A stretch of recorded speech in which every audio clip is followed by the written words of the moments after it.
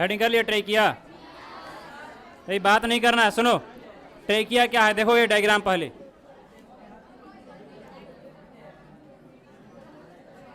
ये मानव का जो है श्वसन तंत्र, इसमें सबसे पहले क्या आता है, नाक आता है, तो मालूम है सबको। और एक डायग्राम ऐसे हम बना सकते हैं जिसमें ये नाक हो जाएगा,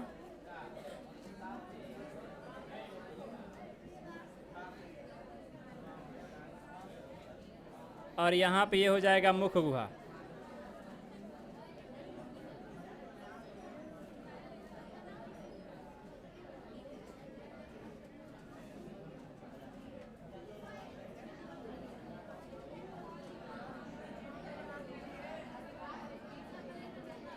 देखो तो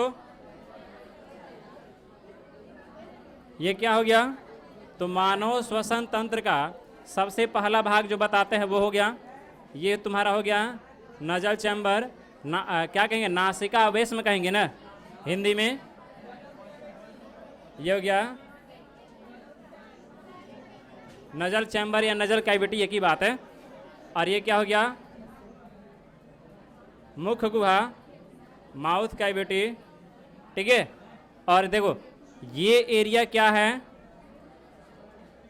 फेरिंग्स। ये तो लोगों को बताया जा चुका होगा जब पाचन तंत्र बताए होंगे, तो फेरिंग्स बताए हैं ना, नहीं लिखवाए हैं? अच्छा, तब तो यहाँ बताना पड़ेगा हमको, ठीक है, बता देंगे इसको बता के। देखो तो ये एरिया जो है ये कहलाएगा फेरिंग्स, ठीक है। और ये जो है ये हो गई ट्रेकिया, ये हो गई ट्रेकिया, हिंदी क्या हो गया, श्वास नली, ठीक है। तो देखो ये ट्रेकिया जो है ये क्या है, एक नली जैसी संरचना है। क्या है, 3-4 आदमी इधर का।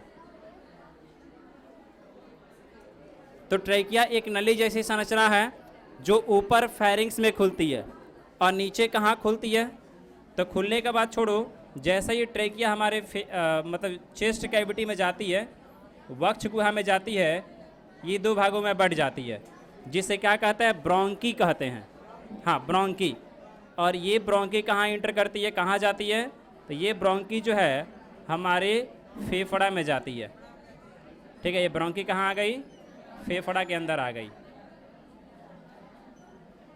ठीक है। ये दोनों क्या हो गए, फेफड़ा, लंग्स, लंग्स, फेफड़ा, फेफड़ा, ठीक है। अभी सट गया जी। देखो तो ऐसे जो है ये क्या है, ब्रोंकी है, ये दोनों क्या हो गई, ब्रोंकी, ठीक है। ये दोनों क्या हो गई, ब्रोंकी। तो ये ब्रोंकी जो है कहाँ जाती है, फेफड़ा में जाती है, आई है, ठीक है। तो ब्रोंकी कहाँ जाती है, फेफड़ा में। अब फिर से सुनो, ये ट्रेकिया क्या है, तो एक नली जैसी संरचना है। ट्रेकिया क्या है, एक नली जैसी संरचना है जो ऊपर कहाँ खुलती है, फेरिंग्स में, और नीचे कहाँ खुलती है, लंग्स में, ठीक है। ट्रेकिया की लंबाई कितनी होती है, तो इसकी लंबाई जो है वो होता है 11 सेंटीमीटर। ट्रेकिया का लंबाई 11 सेंटीमीटर मानव के अंदर, ठीक है। अलग अलग जानवर में ट्रेकिया की लंबाई अलग अलग हो सकती है, जैसे जिराफ, ऊंट, इनका गर्दन लंबा होता है तो ट्रेकिया लंबा, यानी जिस जीव का गर्दन जितना लंबा होगा उसमें ट्रेकिया उतना लंबा, और जिस जीव का गर्दन जितना छोटा उसमें ट्रेकिया उतना ही छोटा। जैसे मेढक, एकदम मेढक का गर्दन देखे हो, मालूम ही नहीं पड़ता है सिर और गर्दन धड़ कहाँ है, तो उसमें ट्रेकिया छोटा। मानव का थोड़ा गर्दन है तो इसमें ट्रेकिया दिखेगा। ऊँट का गर्दन बहुत लंबा है, ट्रेकिया और लंबा होगा, ठीक है। केचुआ में ट्रेकिया नहीं होता है ना। सुनो तो ऐसे जो है, सुनो अब देखो, ये ट्रेकिया ऊपर किस में खुला, तो ऊपर फेरिंग्स में खुला, नीचे कहाँ पे, लंग्स में, ठीक है। लेकिन ट्रेकिया जब आगे जाता है चेस्ट कैविटी में तो किस में बढ़ जाता है, ब्रोंकी में बढ़ जाता है। किस में बढ़ता है, ब्रोंकी में बट जाता है। इस ब्रोंकी को श्वसनी कहते हैं, हिंदी में श्वसनी कहा जाएगा ब्रोंकी को, ठीक है। तो ब्रोंकी में ये बट गया। अब ये ब्रोंकी कहाँ प्रवेश करते हैं? तो फेफड़ा में, हाँ फेफड़ा में प्रवेश करते हैं। ये फेफड़ा क्या है? तो हमारे श्वसन तंत्र का मुख्य अंग है, जो हवा को अंदर लेता है, मतलब ऑक्सीजन अंदर लेता है और कार्बन डाइऑक्साइड को बाहर छोड़ता है, ठीक है। अब देखो, तो ऐसा जो श्वास नली आगे चल किस में बट गया? ब्रोंकी में बट गया, श्वसनी में बट गया और फेफड़ा में खुल गया। लेकिन एक बात तुम लोग सोचो कि ये ट्रेकिया बना किसका होगा? मांस का होगा या इसके ऊपर कुछ और हो सकता है? चूँकि श्वास नली भोजन नली मांस के होते हैं, ये हम लोग को पता है, और मांस के होने की वजह से भोजन नली जो है वो हमेशा चिपका हुआ रहता है, पिचका हुआ रहेगा, ठीक है, जिससे हवा अंदर नहीं जाए। जब भोजन जाएगा तो फैलेगा, फिर पिचक जाएगा। तो क्या हमारा श्वास नली भी अंदर से पिचका हुआ होता है? नहीं। अगर पिचका हुआ होगा तो हवा अंदर नहीं जाएगा, नहीं जाएगा ना। तो यहाँ पे हमारा श्वास नली मांस का बना हुआ नहीं है, यानी यहाँ मसल्स नहीं है, मांसपेशी नहीं है, ऊतक है, एपिथेलियल टिश्यू है ना, एपिथेलियल टिश्यू यहाँ पे है, लेकिन मस्कुलर टिश्यू नहीं है। तो क्या है? तो सबसे पहले देखोगे ट्रेकिया कर क्या रहा है? तो हवाओं का आदान प्रदान कर रहा है, यही ना, हवा का आदान प्रदान कर रहा है। लेकिन अगर ये ट्रेकिया मुलायम हो भोजन नली की तरह, तो कभी कभी तुम लोग एक कंडीशन देखा होगा, जब सर्दी होता है नाक जाम हो जाता है, तो जैसे नाक जाम होगा तो ज़बरदस्ती सांस लेने की कोशिश करते हैं ना। अब उस कंडीशन को तुम सोचो, जब ट्रेकिया मुलायम मांस की बनी हुई हो और तब तुम्हारा नाक जाम हो जाए, तो जैसे सांस लेने की कोशिश करोगे ना, तो क्या होगा? ट्रेकिया आपस में पिचक जाएगा, मतलब चिपक जाएगा, और जैसे चिपकेगा तो छूटेगा नहीं, और जब नहीं छूटेगा तो नॉर्मल नाक के जाम होने से आदमी का मौत हो सकता है। लेकिन इंसान को बनाने वाला इंजीनियर इतना बुड़बक तो थे नहीं, वो बेचारे क्या किए कि ट्रेकिया का दीवार बना दिए पतला, केवल एपिथेलियल टिश्यू का, ठीक है। लेकिन इसके ऊपर क्या किए? तो कुछ छोटे छोटे रिंग लगा दिए,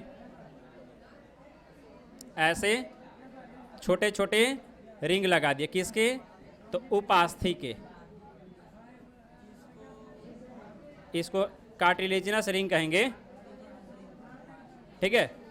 उपास्थि के छोटे छोटे रिंग लगा दिए, ठीक है। तो ये रिंग जो है ये किसका बना है? उपास्थि का बना है। उपास्थि यानी कि कार्टिलेज, हाँ, किसका बना है? कार्टिलेज का बना हुआ है, ठीक है जी, रहेगा। कार्टिलेज का बना हुआ क्या हो गया? ये रिंग हो गया, और इसी रिंग के वजह से ये ट्रेकिया पिचकता नहीं है, ठीक है। कार्टिलेज के बने होने से ट्रेकिया पिचकेगा नहीं। अब चाहे नाक जाम हो चाहे गला जाम हो, कोई मतलब नहीं है। कार्टिलेज का रिंग उसको खोल कर रखेगा, आराम से हम लोग हवा अंदर लेते रहेंगे। एक और बात देखना, ये कार्टिलेज का रिंग जो है ना, ऐसे पूरी तरह से चारों तरफ से ट्रेकिया को ढके हुआ नहीं है। कहने का मतलब जैसे कि ये मान लो अगर ट्रेकिया हो गई तो इसमें चारों तरफ से कार्टिलेज का रिंग होगा, ऐसा हम लोग सोच रहे हैं, लेकिन नहीं। कैसा होता है कार्टिलेज का रिंग? तो ये ऐसे अर्धचंद्राकार, यानी कि ये पीछे की ओर खुला हुआ रहता है। ये कार्टिलेज का रिंग जो है ना, ट्रेकिया में आगे तुमको पूरा राउंड मिलेगा, लेकिन पीछे की ओर इधर ट्रेकिया का जो कार्टिलेज का रिंग पीछे की ओर क्या होता है? खुला होता है। क्यों खुला हुआ होता है? अब इसके पीछे भी कारण है। क्या कारण है?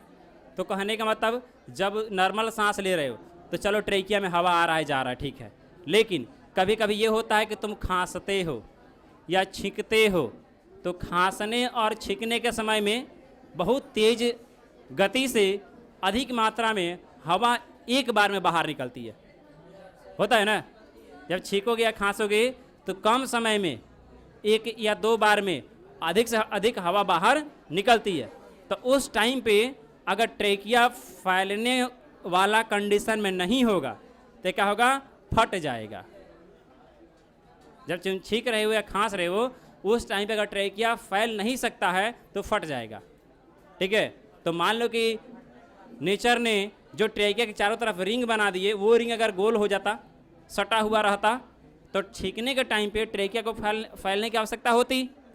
लेकिन रिंग गोला होने से, रिंग के पूरी तरह से गोल होने से वो फैलता नहीं और ट्रेकिया फट जाता। तो ट्रेकिया फटने से आदमी की मौत ऐसा हो जाता।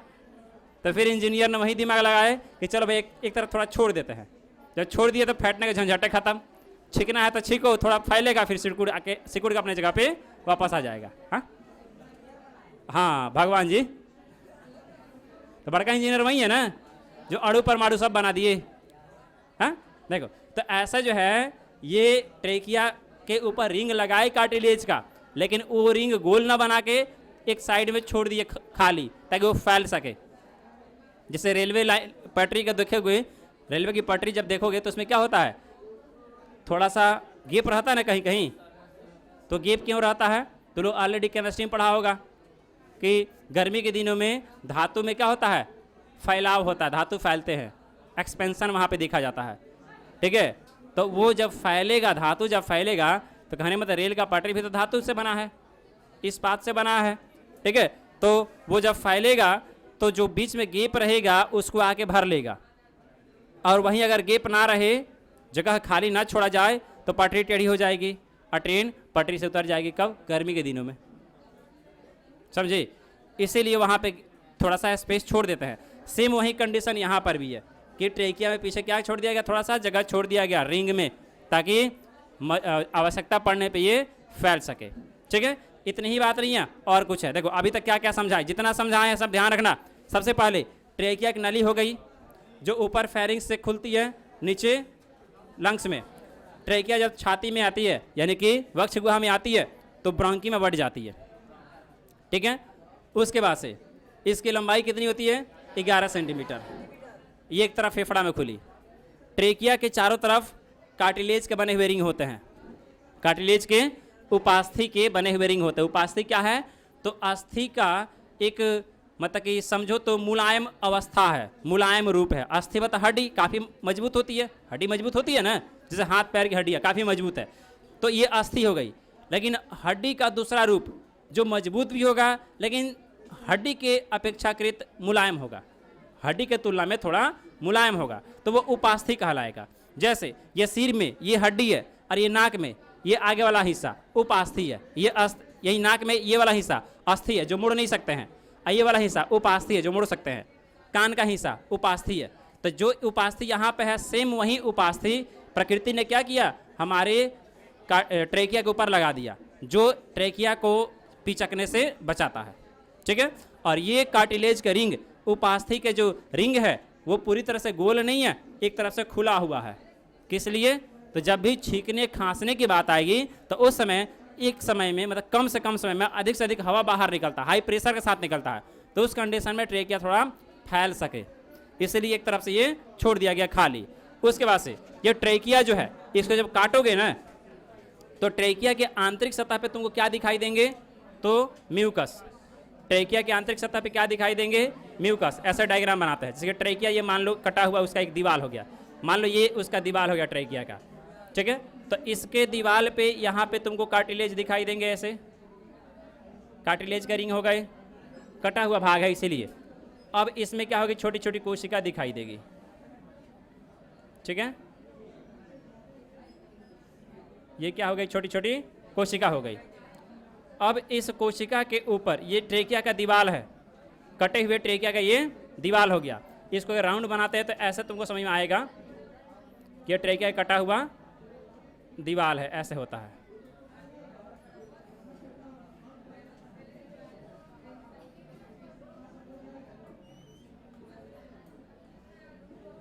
आप समझे?